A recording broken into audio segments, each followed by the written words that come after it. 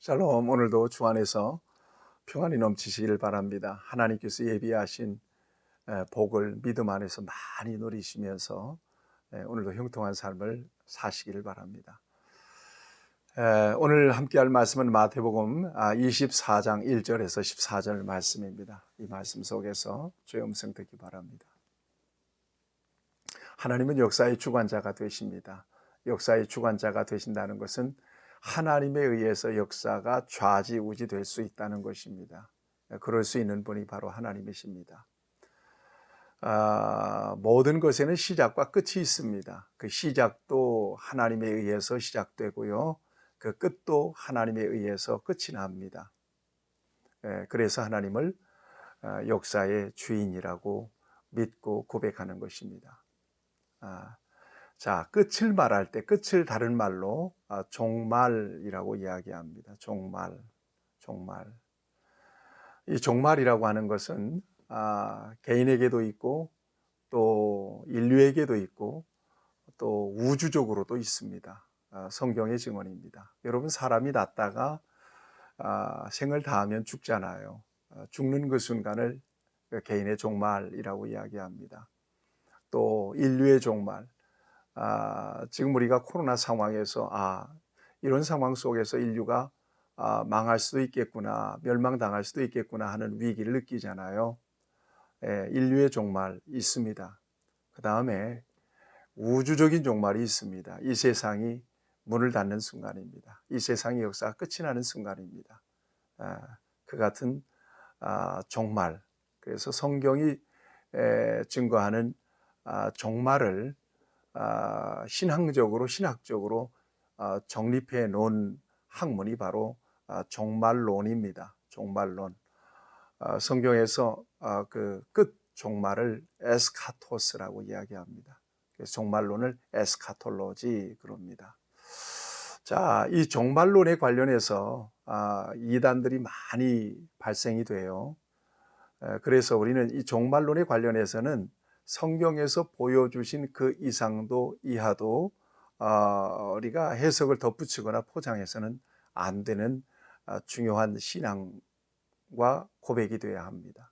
그래서 오늘 성경 본문을 통해서 특별히 마태복음 24장을 중심으로 해서 이 종말론에 관련해서 함께 나누게 될 텐데, 예수님께서 우리에게 이 말세에 관련해서 종말에 관련해서 주신 그 말씀의 범위를 벗어나지 않는 선에서 저와 여러분들이 이 말씀을 함께 나누기를 원합니다. 자, 이 말씀은 예수님께서 예루살렘 성전에 나오시면서 제자들과 함께 대화하시는 장면에서부터 시작이 됩니다. 제자들이 성전 건물을 가리켜 보이려고 나오니 예수님께서 말씀하십니다. 돌 하나도 돌 위에 남지 않고 이 성전이 다 무너지게 될 것이다. 끝이 올 거라는 거거든요. 여기서 말하는 성전은 헤롯 성전입니다. 대헤롯이 유대인들의 환심을 사기 위해서 아주 화려하게 지어놓은 성전입니다. 이 성전 돌 위에 돌 하나도 남지 않고 다 무너질 것이다. 실제로 예수님의 이 같은 예언은 주 70년 로마에 의해서 예루살렘 성전이 무너지고 패망하면서 예언이 성취가 되죠. 이 같은 예루살렘 성전의 멸망을 예언하심과 동시에 예수님께서는 이 종말을 우주적인 종말로 확대시켜서 제자들에게 소중한 교훈을 주고 계십니다. 감람산에서 묻습니다. 제자들이 어느 때에 이런 일들이 있겠사오며 주의 임하심과 세상의 끝에는 무슨 징조가 있겠습니까? 라고 살포시 예수님께 묻습니다. 여기에서 굉장히 종말론을 이해하는 데 있어서 소중한 몇 개의 단어가 나오는데, 하나는 어느 때입니다. 종말의 시기입니다. 여러분, 종말의 시기에 관련해서는 분명히 예수님께서도 함구하셨어요. 모른다라고 분명히 말씀하셨어요. 36절에서 천사도 모르고 나도 모르고 아버지만 아신다고 말씀하셨으니까 종말의 때에 관련해서는 덮어놔야 합니다. 더 이상 알려고 하지 말아야 된다는 얘기예요. 소위 얘기해서 언제 종말이 될 것인가, 언제 이 세상의 끝이 올 것인가, 이 종말의 때를 자꾸 계산해서 날짜로 맞춰보려고 하는 시도들이 많아요.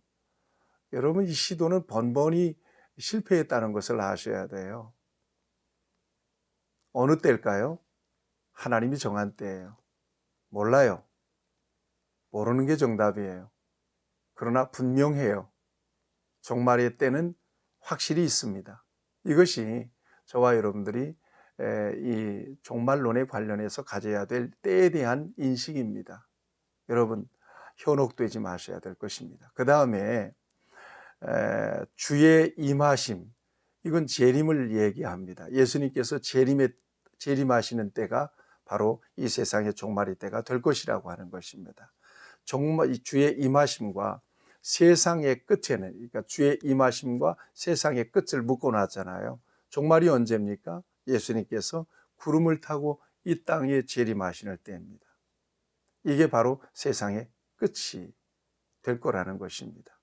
그 다음에 무슨 징조가 있겠으며 그 세상의 끝에 어떤 일들이 일어날 것입니까? 무슨 일들이 있겠습니까? 라고 예수님께 묻습니다.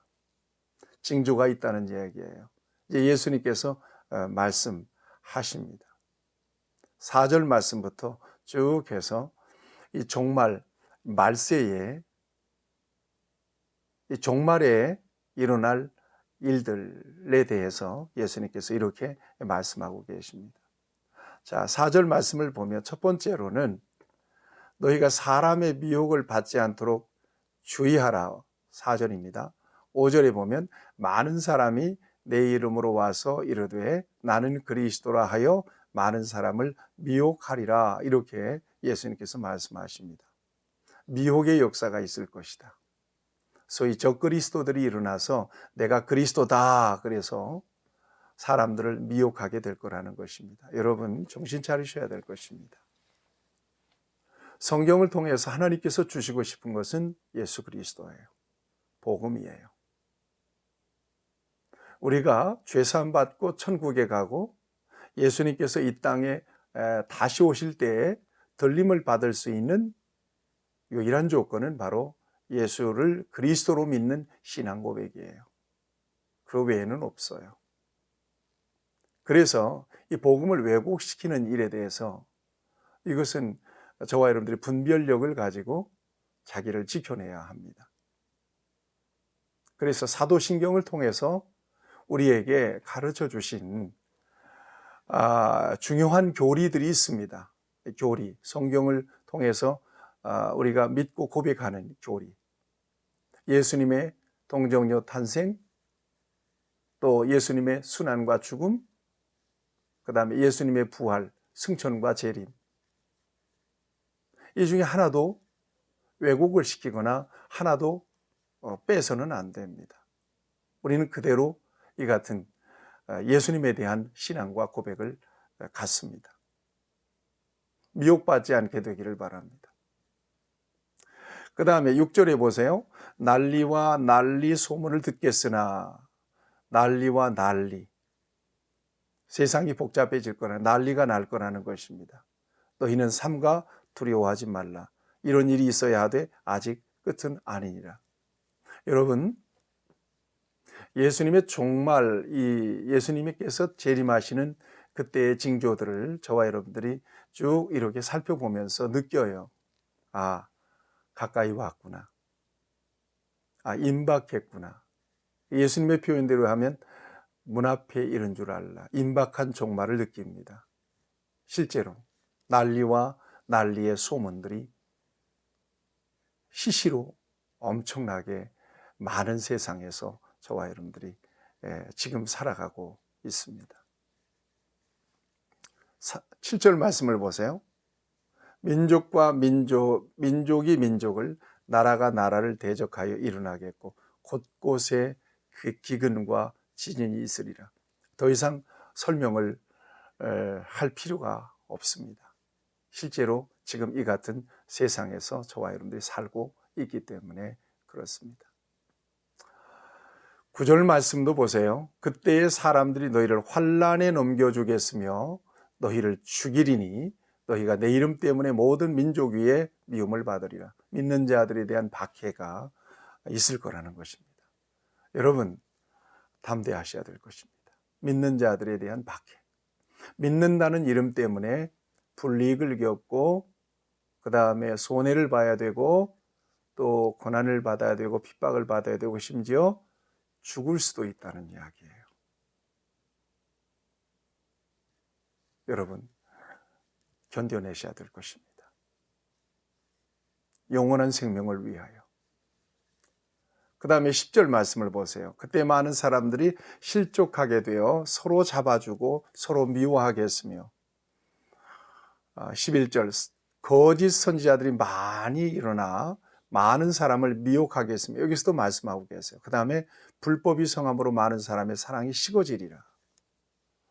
이런 말씀을 주고 계십니다. 우리가 좀 주목해야 될 것은 미혹하는 역사, 적그리스도들이 많이 일어나게 될 것이라는 것입니다. 요즘 그 같은 역사들이 저와 여러분들 안에서 삶 속에서 많이 경험되는 바입니다. 그래서 중요한 것은 정통적인 교회 또 올바른 건강한 신앙과 신학을 가진 교회에서 목사님의 지도를 받으면서 그렇게 여러분들이 진득하게 신앙생활을 하는 것은 대단히 중요합니다. 무슨 궁금증이 있으면 여러분들이 담임 목사님을 찾아가서 질문하고 지도를 받는 것이 중요하고요. 요즘 특별히 중요한 것은 온라인, 인터넷, 유튜브. 여러분들의 마음에 든다고 해서 쭉 따라 듣다 보면 어느 순간에 미혹됩니다. 그런 케이스들이 굉장히 많아요. 이단이라고 하는 게 뭐예요? 달을 이자 끝단자 아닙니까? 처음에는 비슷해요. 성경을 가지고 그 사람들이 얘기한다는 말이에요. 그런데 마지막에 결정적인 순간에 달라요. 이게 이단이에요. 여러분, 우리의 믿음의 결국은 영생을 얻고 구원을 얻기 위함인데 열심히 믿고 믿음 안에서 예수님께서 분명하게 약속하신 영원한 하나님의 나라, 이 부활과 영생에 참여해야 될 저와 여러분들이 잘못된 신앙에 잘못된 그 미혹과 유혹을 받아서 성경적인 믿음을 저버린다는 것은, 그런 구원의 기회를 놓친다는 것은 이것은 작은 문제가 아닙니다. 그래서 여러분 교회를 중심으로 해서 목사님의 말씀의 지도를 받으면서 영적인 지도를 받으면서 그렇게 건강하게 여러분들의 믿음을 지켜나가는 것은 지혜입니다. 지혜. 누구의 말도 쉽게 듣고 믿어서는 안 됩니다. 왜냐하면 미혹을 받기 때문에 그렇습니다. 여러분, 마귀가 천사처럼 가장하고 오거든요. 이단에 넘어지는 사람들의 특징은 처음에는 인간관계로 시작하잖아요. 그래서 도저히 거부할 수 없는 인간관계로 묶입니다. 나중에 그 사람이 이단이라고 해도 그 사람을 거절하지 못해요. 여러분에게 분별의 은혜가 있기를 바랍니다. 분별력이 있게 되기를 축복합니다. 자, 오늘 말씀 13절. 그러나 끝까지 견디는 자는 구원을 얻으리라. 신앙생활에 여러 가지 어려움이 있을 수 있어요. 장애가 있을 수 있어요. 그 고비 넘어보세요. 견뎌야 돼요.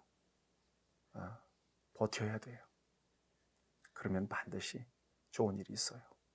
승리해요. 여러분들을 응원합니다. 그 다음에 또 하나는 복음 전파예요. 이 천국 복음이 모든 민족에게 증언되기 위하여 세상에 전파되니 그제야 끝이 오리라. 그러니까 마지막 순간까지 놓치지 말아야 되고 소홀하지 말아야 될 일은 바로 유일한 생명의 복음, 복음 전파예요. 복음의 사명입니다. 잘 견뎌내시길 바랍니다. 분별력 있게 여러분들의 믿음을 지켜내시길 바랍니다.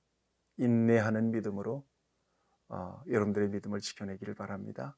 그리고 마지막 순간까지 살리는 것은 복음밖에 없으니 복음의 전파자로 마지막 순간까지 사명을 감당할 수 있게 되기를 바랍니다. 오늘도 승리하십시오. 하나님 아버지, 주께서 우리를 붙드시고 생명의 복음 안에 있게 하신 것을 감사합니다. 분명한 신앙과 고백, 우리 주님이 다시 오시는 순간까지 건강하게 지켜내게 하시고 인내하게 하시고 마지막까지 복음을 증거하는 일에 귀하게 쓰임받는 우리 모두가 되게 해 주옵소서. 예수님의 이름으로 기도하옵나이다. 아멘. 여러분, 오늘도 승리하십시오.